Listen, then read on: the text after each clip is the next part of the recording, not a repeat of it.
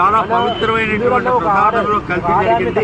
ఈ కల్తీని మన అందరం కూడా మొత్తం హిందువులు కానీ వీళ్ళు కానీ దేశవ్యాప్తంగా వ్యతిరేకించారు.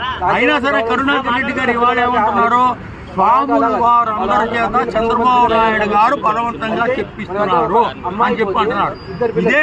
ఇదే ఈవోగా పనిచేసినటువంటి సుబ్రహ్మణ్యం గారు ఏం చెప్పారు?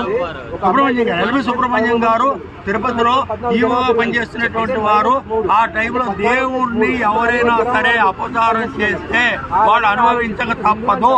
ఒక మహానుభావుడు ఎంతో ఒకప్పుడు పరిపాలించినటువంటి ఒక ఆయన పేరు చెప్పలేదు ఎవరో, కానీ ఈ రోజు సనత్న బ్రిడ్జి దగ్గర అడుక్కుతున్నాడని చెప్పారు.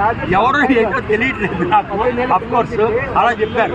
కాబట్టి ఏంటంటే సుబ్రహ్మణ్యం గారు, రమణాచారి గారు, ప్రసాద్ గారు ఎంతో మంది ఈవోలుగా పనిచేసిన వాళ్ళందరూ కూడా ఎంతో పేరు తెచ్చుకున్నారు, మెట్లు కట్టించారు. ఒక వర్షం పడినా ఎండ పడినా లేకుండా మహానుభావులు ఎన్టీ రామారావు గారు అన్నప్రసాద్ ఒక టైంలో కట్టెలు బియ్యము అన్ని కొండపైకి తీసుకెళ్లి వండుకునే టైంలో ఎన్టీ రామారావు గారు అన్నదాన పథకం ప్రవేశపెట్టి కొన్ని లక్షల మంది భోజనం చేస్తున్నారు. చక్కెర జరుగుతుంది. నా నాన్నగారు నన్ను 8వ సంవత్సరంలో తిరుపతి తీసుకెళ్ళినప్పుడు కళ్యాణం చేయిస్తే లడ్డూలు, చక్కెర పొంగలి, పులిహోర ఇవన్నీ బుట్టలతో రూముకి వచ్చి ఇచ్చేవారు ఆ రోజుల్లో. అసలు నిజంగా చెయ్యి ఇలా ఉంటే నెయ్యి ఇలా వాసన చూస్తే చక్కెర పొంగలి కానీ ఇవి కానీ నెయ్యి వాసన ఉండేది, జీడిపప్పు ఉండేది, ఎంత బ్రహ్మాండమైనటువంటి క్వాలిటీ ఉండేది. ఇవాళ సుబ్రహ్మణ్యం గారు ఏం చెప్తున్నారు, ఎక్కడికక్కడ దేవాలయాల్లో అన్ని చోట్ల కల్తీ జరుగుతుంటున్నారు. శ్రీశైలంలో కూడా కల్తీ జరిగింది. వాళ్ళ శ్రీశైలంలో భక్తుల మీద లాఠీ జరిగింది. ఆ సుబ్రహ్మణ్యం గారు వీళ్ళందరూ ఎంతో, చంద్రబాబు నాయుడు గారు అందరికీ బాగా స్ట్రిక్ట్ వార్నింగ్ ఇచ్చారు.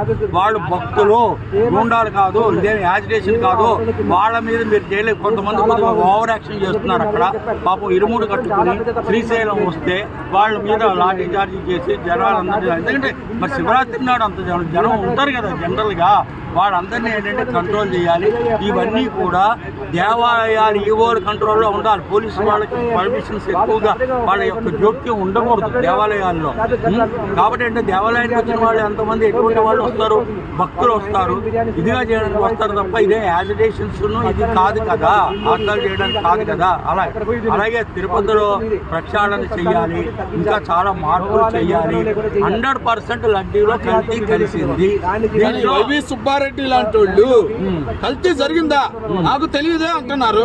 మరి అలాంటి వాళ్ళకి మీరేం చెబుతారు? ఏమండి, వాళ్ళ పిఏ చిన్నప్పన్న వాళ్ళు క్లియర్ గా పట్టుకుంటే సిట్టువాడు చెప్పాడు కదా 2 లక్షల రూపాయలు. అసలు ఒక సుబ్బారెడ్డి గారికి తెలియకుండా వాళ్ళ పిఏ చిన్నప్పన్న ఎలా చేయగలుగుతాడండి? How to possible?